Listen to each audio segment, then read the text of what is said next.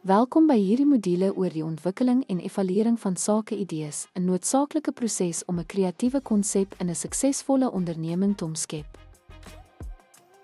Die ontwikkeling en evaluering van sake-idees is deurslaggewende stappe om 'n konsep in 'n suksesvolle onderneming te omskep. Hierdie prosesse help entrepreneurs om hul idees te verfyn, haalbaarheid te beoordeel en die kanse op marksukses te verhoog. Die reis begin met ideeontwikkeling.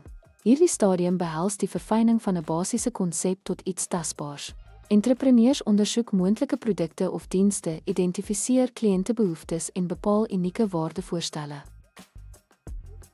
Volgende kom marknavorsing, die ruggraat van ingeligte besluitneming.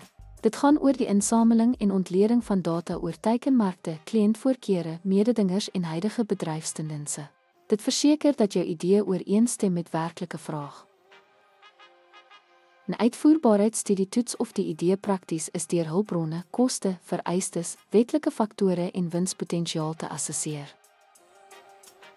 Noodsaaklike hulpmiddel in hierdie proses is die SWOT-analise.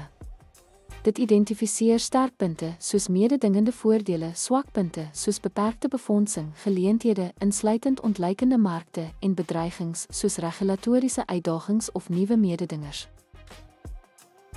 Die laaste stap is terugvoer en iterasie. Suksesvolle entrepreneurs versamel insigte van mentors, potensiële kliënte en bedryfskundiges. Dit help om die idee te verfyn, aan te pas by markbehoeftes en op konstruktiewe kritiek te reageer deur middel van verskeie iterasies. Ten slotte verseker die ontwikkeling en evaluering van sake-idees dat innovasie by die werklikheid pas.